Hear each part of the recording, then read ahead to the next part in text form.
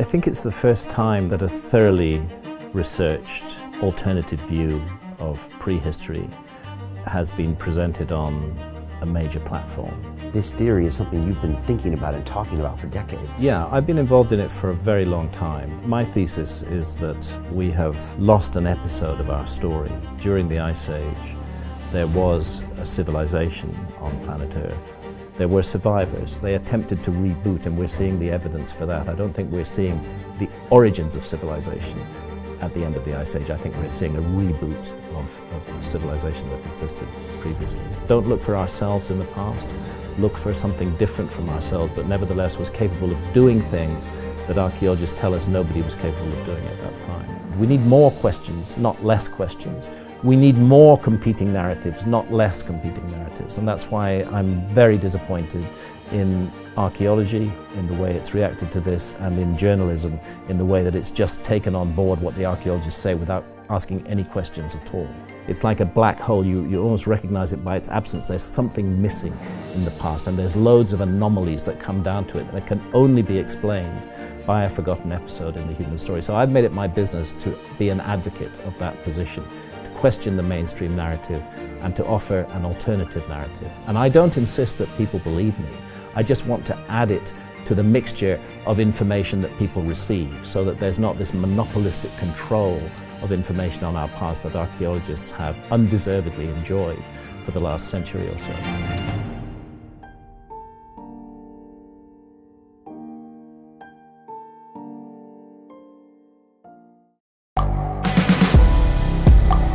The world is changing. Inspiration is everywhere. It has never been so easy to connect, share, and bring people together. We're learning from others and finding the best in ourselves. Challenging our beliefs. Sharing our vulnerability. Overcoming our fears. Transforming ourselves so we can transform the world. How far can we go? This is London Real. I am Brian Rose. My guest today is...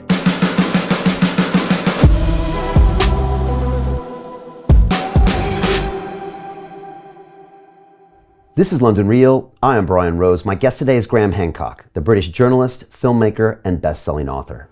Your career began over 40 years ago as a writer for some of Britain's leading newspapers, including The Times, The Independent, The Guardian, and The Economist. But since 1990, you have dedicated your life to researching and exploring ideas outside the mainstream narrative, where you believe that much of what we are told about our history is wrong. As an author, you've written 26 books, including the international bestsellers The Sign and the Seal, Heaven's Mirror, Fingerprints of the Gods, and the sequel, Magicians of the Gods, which have sold more than 5 million copies worldwide and been translated into 27 languages. Your latest venture, the Netflix series Ancient Apocalypse, sees you visit archaeological sites across the world to uncover evidence of an incredibly advanced ancient civilization that you believe existed thousands of years ago. The show has been a massive success and featured in the top 10 most watched Netflix shows in 31 different countries. Graham, welcome back to London Real. Thanks, Brian. Good to be back with you. Great to be here. It's been just over 10 years since you were first here, back in September 2012. This is your 5th appearance here. And a few months ago, I got this strange email where your production company was asking for a small little sliver of one of our shows together. And I couldn't have been more excited to get it to them. We just stopped everything here. We went and found it on the hard drives. And I was anticipating this series. We obviously had to keep everything quiet. And then to watch it drop on Netflix, to see it like number 2 in the world, to watch that opening shot where you're walking people through your ideas, it made me feel great. Good. And the fact that the whole world got to finally see 30 years of your research and it to be so well produced, you put so much work into going to these sites.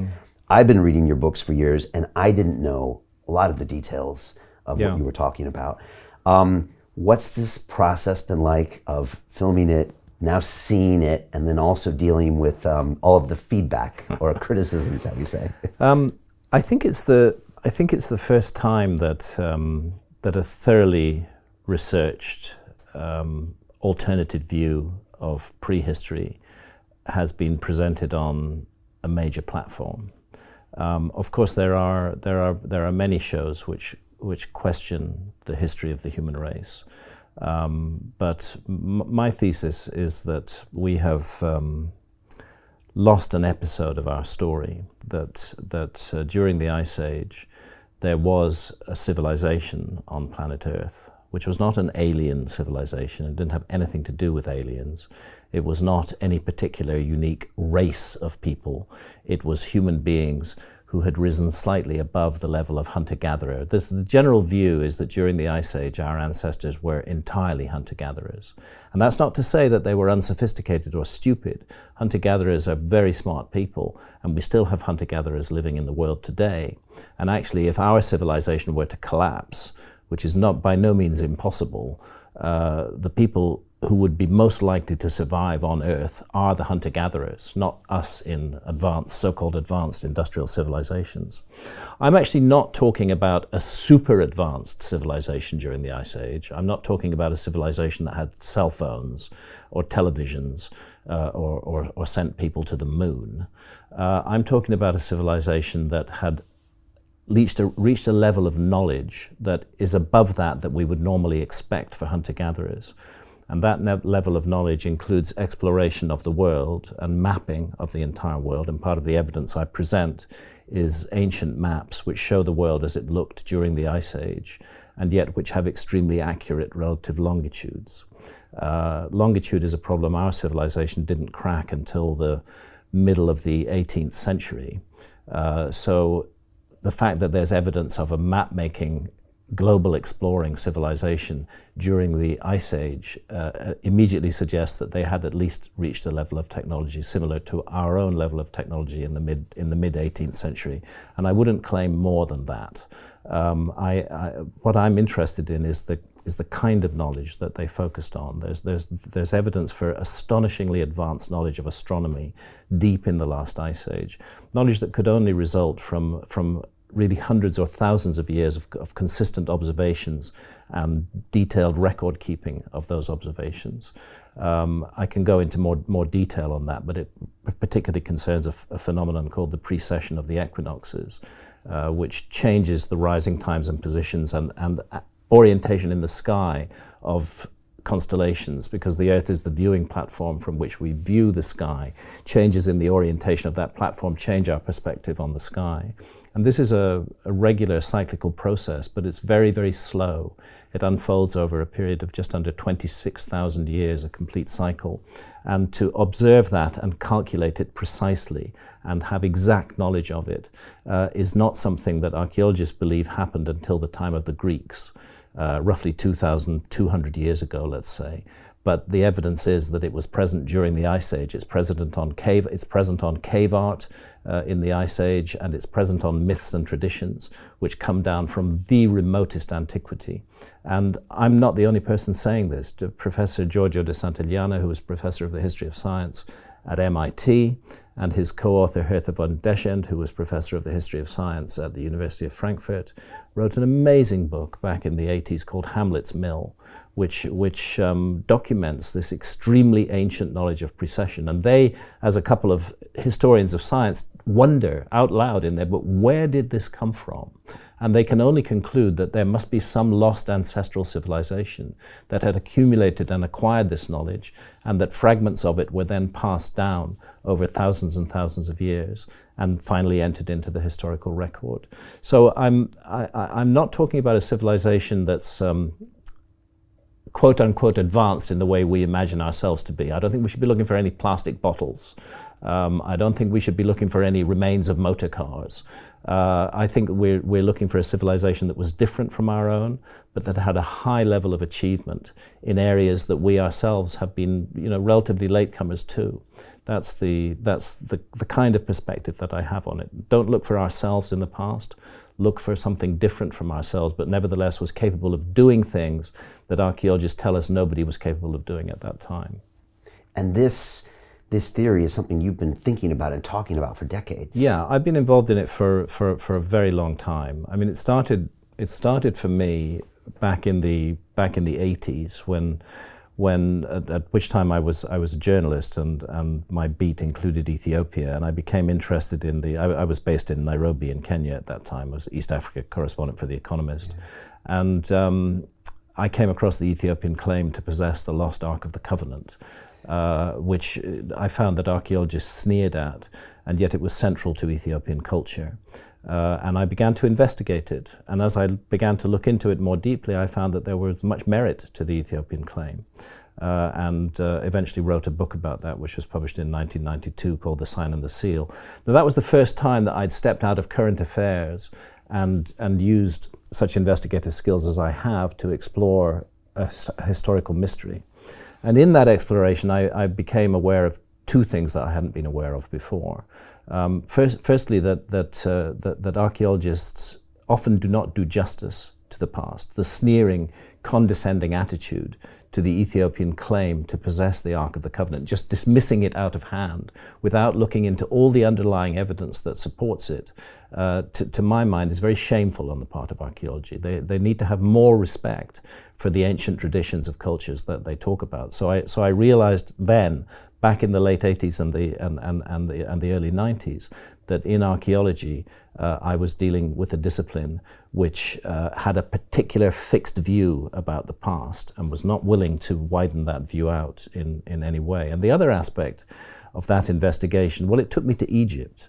You can't tell the story of the Ark of the Covenant without considering the story of Moses and his Egyptian background. It took me to Egypt, and then I found myself for the first time in 1989 actually confronted by the majesty of the Great Pyramid and the mystery of it. And I was stunned. I was just awestruck by this enormous, incredibly precise, beautiful thing. And I immediately wanted to find out what are archaeologists saying about it. And I found that same kind of very narrow, very limited focus in the archaeological accounts, that they insist that the Great Pyramid was built as the tomb for a specific pharaoh. When in fact there's no evidence that it was built as a tomb for a specific pharaoh. In fact, there's 100+ pyramids in Egypt, and no body of any pharaoh has ever been found in any one of them. There was great excitement when they found a sealed chamber inside the pyramid of Zoser at Saqqara, and in it a sealed sarcophagus. And the hope was that they would find the body of a pharaoh inside there. When they broke it open, the sarcophagus was empty.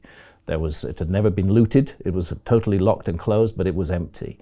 So there's a great mystery about these things. The evidence that the pyramids were built as tombs, particularly the Old Kingdom pyramids, particularly the pyramids of Giza, that the evidence that they were built as tombs is extremely flimsy, and yet that is the story, that is the narrative that archaeologists present. And my feeling was, I need to question this narrative. I need to look at it. Nobody's questioning this narrative. Somebody has to question it and say, well, does it really make sense when you're building a tomb for a pharaoh? Yeah, I get it that you want to build something big and impressive, but would you go to all the trouble of aligning it within a tiny fraction of a single degree of true north? I mean, that is a major technological achievement to get your pyramid, which weighs 6 million tons and has a footprint of 13 acres, aligned very precisely to true north within 3/60ths of a single degree. Nobody's going to know that. Your monument's going to look equally impressive if it's 5 degrees off true north, but the very great care that was taken to do that suggested to me that there's something going on with the heavens and the sky. And then, of course, I came across Robert Bauval's really important work, the Orion correlation theory, which shows that the pattern of the pyramids on the ground is a model of the 3 stars of the belt of the constellation of Orion. And Orion wasn't just any old constellation. It was the figure of the god Osiris in the sky, as far as the ancient Egyptians were concerned. So Egyptological arguments that this is just a random coincidence are completely defeated by the fact that the constellation chosen was the single most important constellation in the Egyptian system.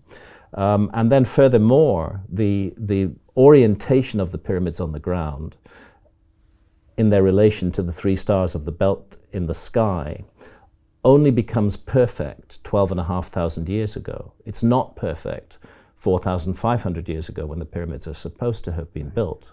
Now, I'm not necessarily saying that the pyramids were built 12,500 years ago, but what I am saying is that there was a deliberate intention to use the language of astronomy and monumental architecture to memorialize a specific time. And that specific time, when you look at the astronomy, is roughly between 12,800 years ago and 11,600 years ago. Things move slowly in the sky. It's an epoch, it's not a moment. It's an epoch of about 1,200 years. And that epoch turns out to have been a cataclysmic epoch on planet Earth. It's the epoch that geologists know as the Younger Dryas.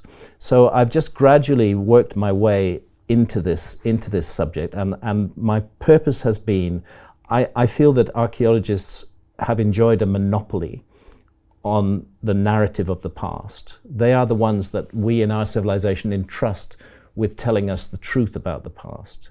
And we've got into the habit of not asking them questions, of not questioning their pronouncements about how the past worked. And I felt that there was a role and a need for somebody who, in an intelligent, thoroughly worked out, thoroughly referenced and sourced way, would question the mainstream archaeological narrative, and specifically to consider the possibility that they've missed something really big in our past. And to me, that's where all the evidence points to. It's like a black hole. You almost recognize it by its absence. There's something missing in the past, and there's loads of anomalies that come down to it, that come down from that can only be explained by a forgotten episode in the human story. So I've made it my business to be an advocate of that position, to question the mainstream narrative and to offer an alternative narrative. And I don't insist that people believe me. I just want to add it to the mixture of information that people receive, so that there's not this monopolistic control of information on our past that archaeologists have undeservedly enjoyed for the last century or so. And what was the reaction early on, kind of fingerprints of the gods type of time? This is pre-internet as well, which is interesting. Yeah, and yet the book sold massively worldwide. It did. That's probably where you first started feeling the resistance. Yes, it's when I first started noticing that archaeologists respond to my alternative narrative, not actually by deconstructing that narrative, but simply by making statements of authority. Hancock is wrong. 100 years of archaeology has not found any evidence for a lost civilization, therefore his claims are bogus. And then they started to add to that, Hancock is a pseudoscientist or a pseudo-archaeologist. These are labels. First of all, you come from a position of authority and say, we're archaeologists, we know everything. This man is an outsider, he's just a journalist, what does he know? Don't even listen to him. And then secondly, when you find that people are listening to him, you then attach a label to him and say he's a pseudo-archaeologist or a pseudo-scientist, as though I'm pretending to be an archaeologist or a scientist. I don't pretend to be an archaeologist or a scientist. I don't want to be an archaeologist. I am not a scientist. I am a journalist. I'm investigating a story where one narrative has controlled people's understanding of the past for far too long. And my purpose is to provide an alternative narrative, and I do so as a journalist. So I object to being called a pseudo-archaeologist or a pseudo-scientist. It's ridiculous to label me with that, but it's a very clever way to dismiss an opponent's work, is to say, oh, he's just a false example of what we really are. And just hope that people will say, oh, he's a pseudoscientist, we'll not investigate this any further. If somebody hears my name for the first time and maybe remotely interested in the ideas that I put out, the very first place they're going to go is Wikipedia. I went there this morning. Yeah, and the Wikipedia page will announce that I'm a promoter of pseudoscientific theories. First line. First line, right up there in the front. And so the purpose of that is to get people who might be interested in my work to switch off right away and not take it further. And it's a deliberate purpose, because Wikipedia pages are generally editable, but my page is not. You can't make edits on my page. There's a team of moderators who closely control the page, and anybody who attempts to edit it, all edits are rejected. The page is locked and controlled by moderators who include archaeologists and friends of archaeologists. So actually, Wikipedia is a hive of censorship. Wikipedia is not serving up an honest, unbiased, objective approach to my work. What Wikipedia is serving up is the view of a small group of archaeologists about my work. That's what's happening. This is not an encyclopedia in that sense. I mean, it makes me wonder. I happen to know my own story, and I happen to know, the facts of that. But it makes me wonder about every other single fact that Wikipedia presents. Is the whole thing agenda-driven? Is it serving the interests of a small, specific interest group who have taken control of that page? I think Wikipedia need to change their policies. They should not allow one side of a debate to control what is supposedly an encyclopedia talking about that debate. Both sides should have their say if it's to be balanced in any way.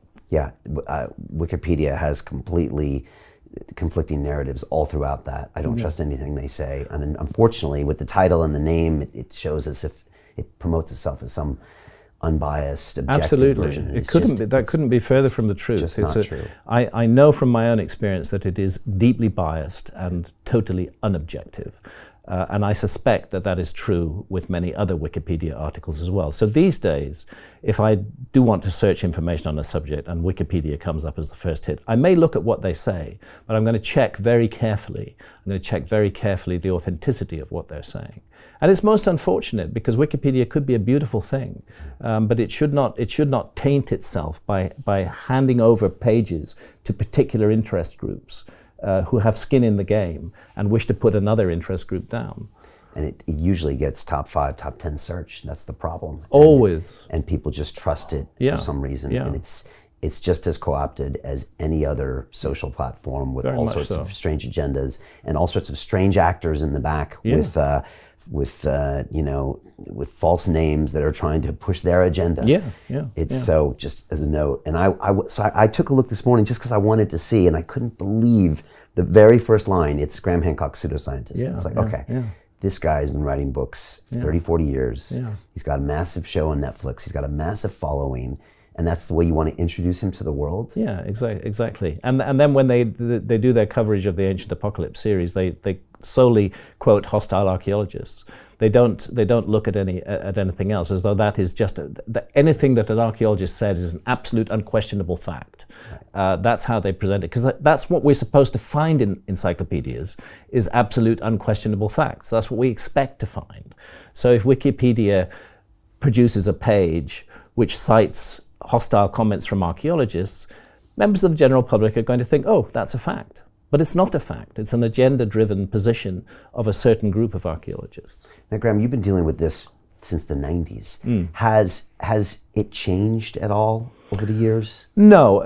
For years and years, it almost got quite boring, actually, the pseudoscientist thing. I've given up trying to do anything about that. There's just no point. Wikipedia cannot be persuaded at all on that, because there's a specific interest group that want me labeled as a pseudoscientist. It serves their interests, and they're the ones who protect and defend that page and don't allow any balance to be entered into it. But that's been going on for so long that I've kind of got used to it. And I think that my audience are aware. Those who know my work are aware that what Wikipedia and other archaeologist-based sources are saying is not true. But the concern obviously is that people who don't know my work and who might find my work interesting will be turned off right at the outset by this propaganda campaign. That's actually what my page on Wikipedia is. It's a propaganda campaign by a particular interest group who want to see me marginalized. What's happened with Ancient Apocalypse, with the Netflix series, is that the whole thing has ramped up to another level. I think the problem all along has been that archaeologists see me and my work as a threat to them and as a threat to public perception of who and what they are. And because my work is thoroughly researched, typically in one of my books you're going to find 2,000 footnotes. I don't state facts without referencing the source. People can follow that up and see whether the source is worthy or not.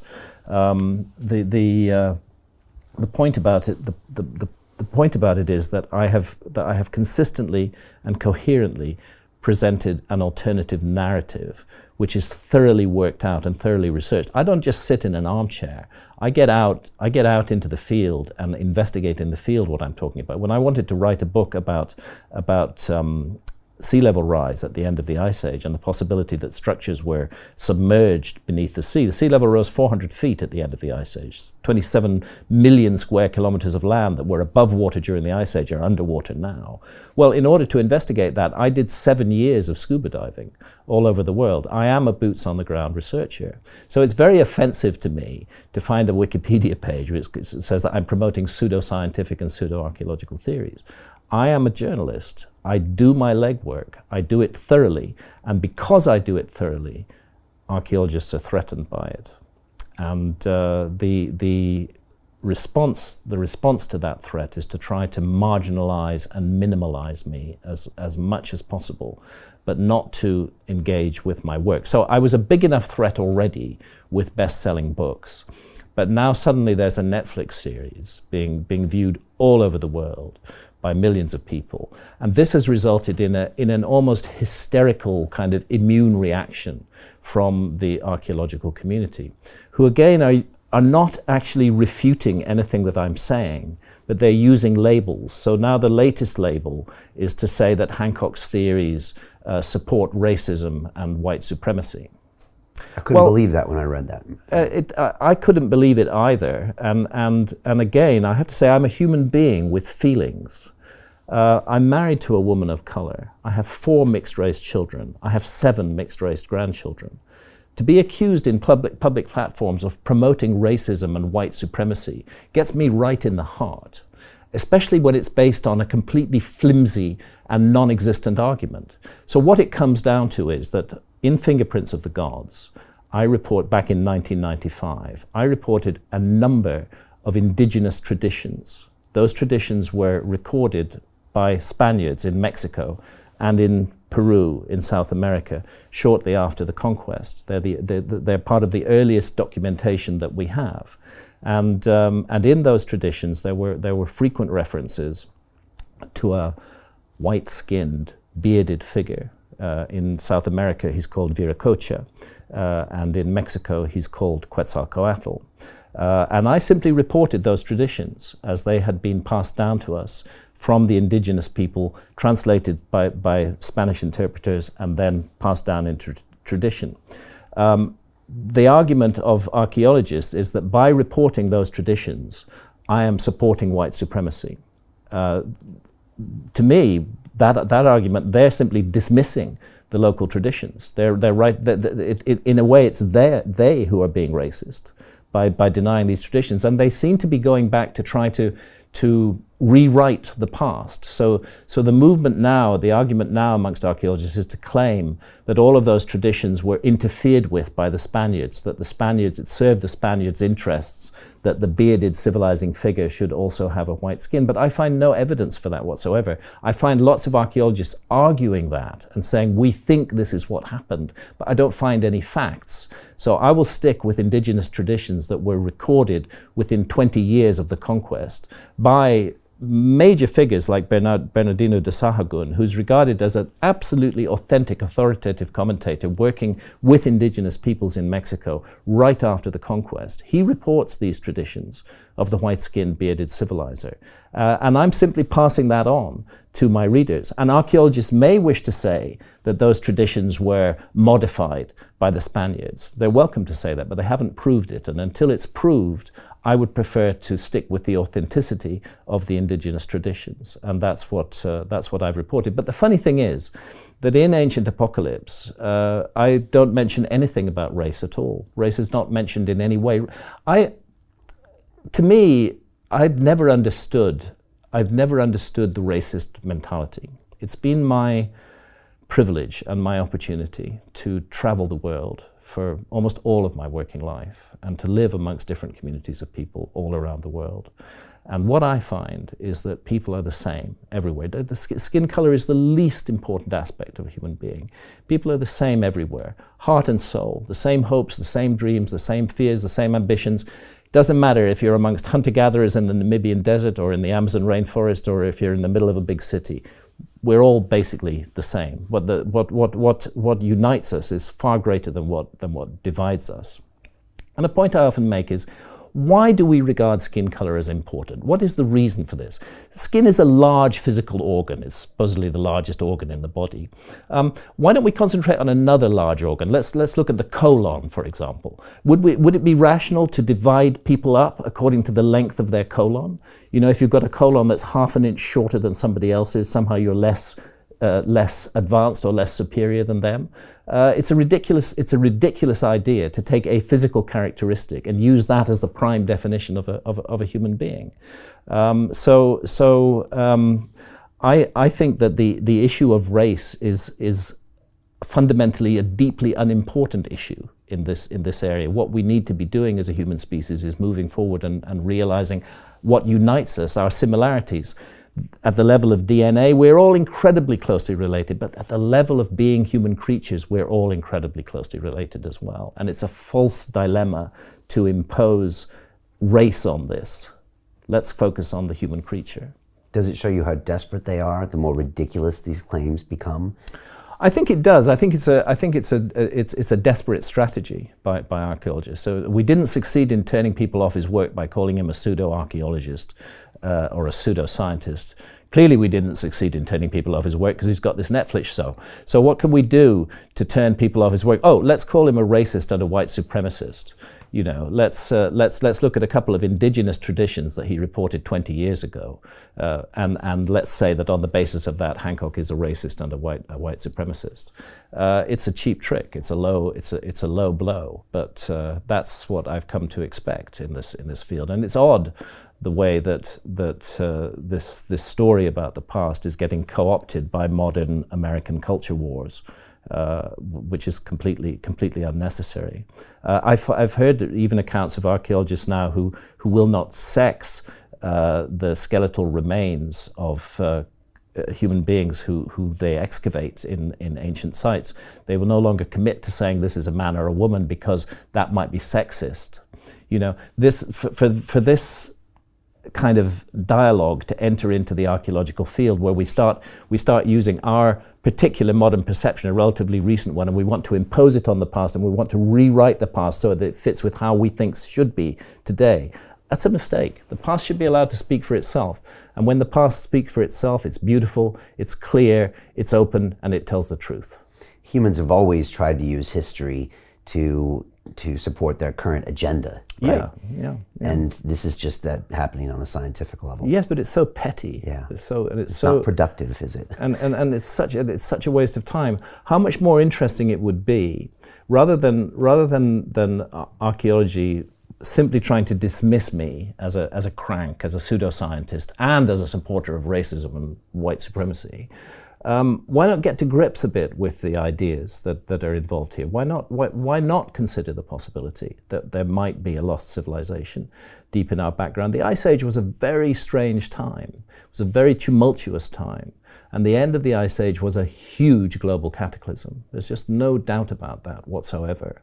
And weirdly, the beginnings of what archaeologists think of as civilization begin immediately after the end of the Ice Age, 11,600 years ago, Göbekli Tepe in Turkey, the appearance of agriculture there. I think what we're looking at is a reboot of civilization at the end of the Ice Age. I think something was lost during the Ice Age. There were survivors. They attempted to reboot, and we're seeing the evidence for that. I don't think we're seeing the origins of civilization at the end of the Ice Age. I think we're seeing a reboot of a civilization that existed previously. Now, why don't they go to the locations you went at each episode of the series and have these conversations with you? Because it's fascinating. You went on location in so many different places around the world. Wouldn't that be a way to debate you? And I know you've asked for someone to debate you. Let me be clear about that. Well, yes, first of all, I'm very willing to debate. There is a particular archaeologist who's called John Hoops at the University of Kansas, who's been stalking my work for 30 years, very much involved in the pseudo-archaeologist and pseudo-scientist thing, and who even before the Netflix series was released, had Kansas University put out a press release saying that he was ready to talk to the press about how my work supports racism and white supremacy. This is even before he's seen the series, a series which, once he's seen it, he discovers that there is actually no mention of race whatsoever in the series. Then he claims to know my mind and says that Hancock is simply cleverly disguising his racist views by not mentioning him. So whether I mention race or not, he's determined to label me as a racist and as a white supremacist. Now, when I was on the Joe Rogan Experience with Randall Carlson and Joe a few weeks ago, Joe suggested, why not have a debate? And we've done a debate on the Joe Rogan Show before with Michael Shermer, which was quite an interesting debate, actually. Yeah, it's good. And we put out that call, but it became clear to me that the majority of archaeologists who'd responded to that call were not people who'd been engaged with my work, were not people who had been following my work for 30 years, who pronounced themselves in a press release as an expert on my work, and who'd labeled me as a racist and white supremacist. So my feeling was the person I want to debate live on the Joe Rogan Experience in front of millions of people is John Hoops from the University of Kansas. Let him put his money where his mouth is. He's been saying all these things about me from behind his keyboard. He's been doing everything possible to smear my name and my reputation.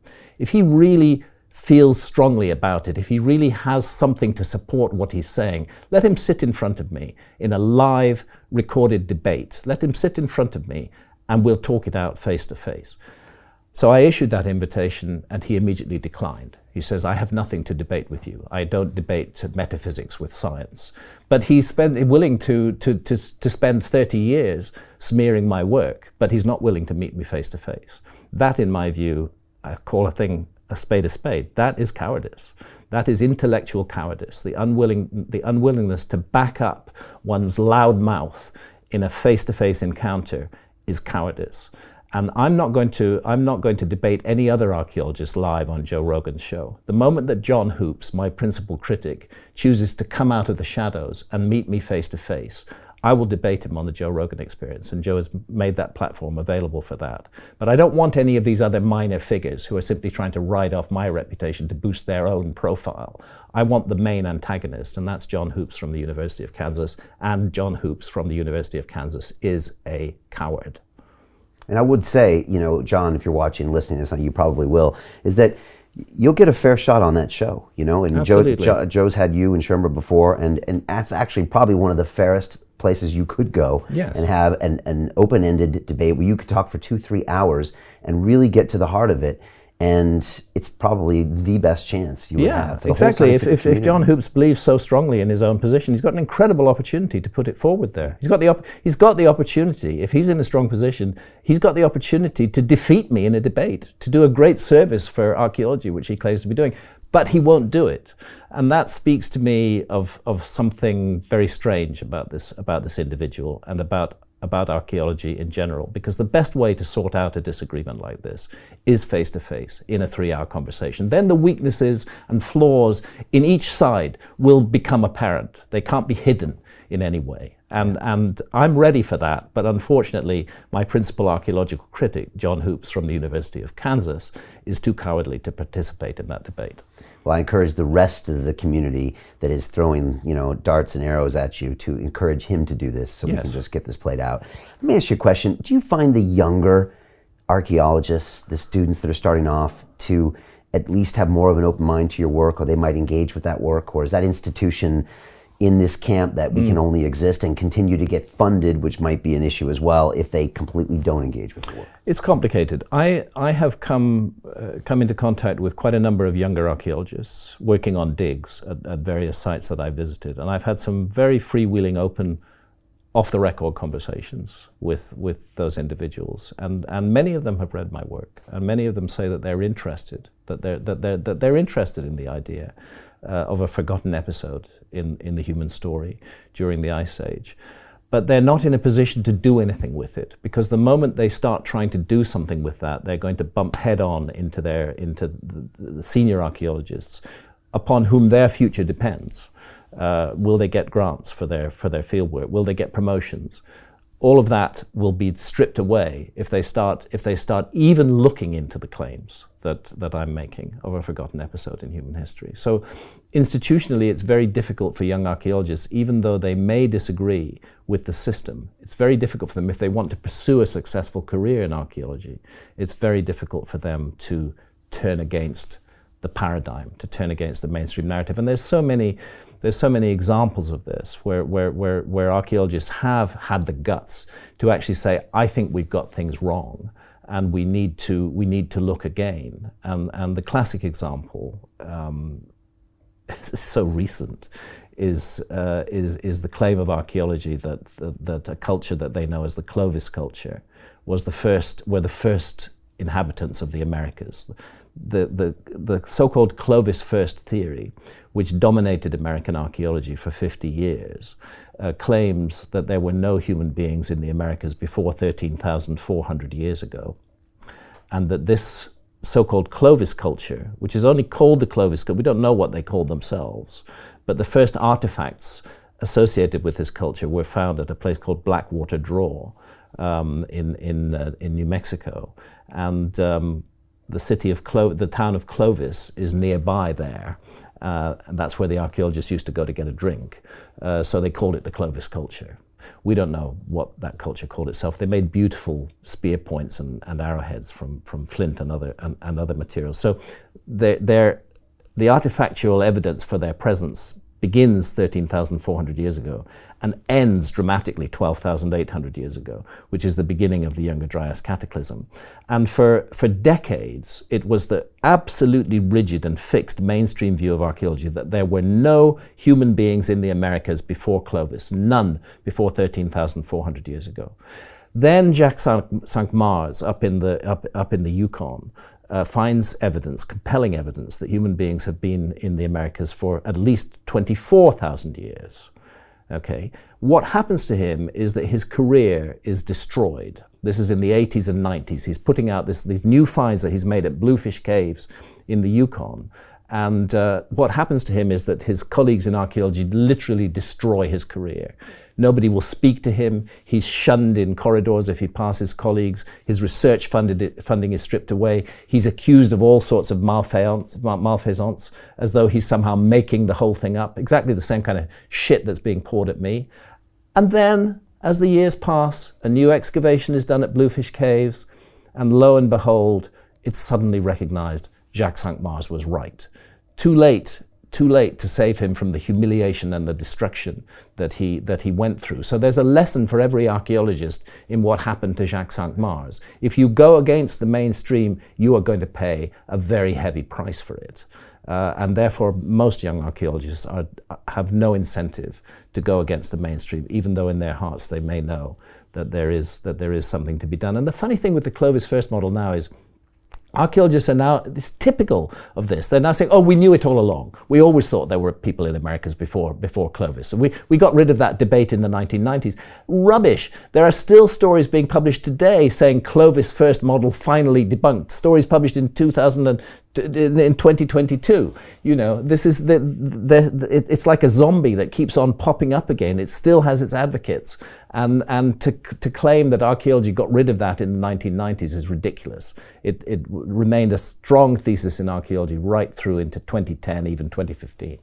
Academia is such a strange place. It's so Orwellian, and I've had conversations over the years, and I've talked to people in academics sometimes when it comes to even psychedelics, and they said, I can't talk about that. I'll lose everything in there. And I think we have our experiences at university, and we just think that there's all this, everyone doing good there, but it's a very treacherous and dangerous place to be if you speak out. It's a very treacherous and dangerous place to be because particular theories, and I think it's probably true across all the sciences, but I think it's particularly true with archaeology. And there I have to raise a question mark over whether archaeology is rightly defined as a science at all. I'm not sure that it is a science because there's so many things about it that can't be tested in scientific ways. Basically, what archaeologists are doing is they're dealing with relatively small amounts of material that are dug up out of the ground from relatively small amounts of sites. And they are then drawing conclusions from that, which are their conclusions, which they then present as a narrative which magically transforms into statements of fact. These are not statements of fact, they're statements of opinion based on a particular interpretation of a particular set of artifacts. That's what we're dealing with archaeology, and I don't think that that's science. Particularly so when it comes to prehistory, when it comes to the time of the Ice Age. Really, you move from the domain of archaeology into history the moment that you start having written documents. When you have written documents that have survived, if you can translate those documents, and you can't always, we have never translated the Indus Valley script, for example, but when you can translate them, you can begin to get a fair sense of how history was unfolding at that time. But from a time where no documents have survived, from the Ice Age. To continue watching the rest of the episode for free, visit our website londonreal.tv or click the link in the description below.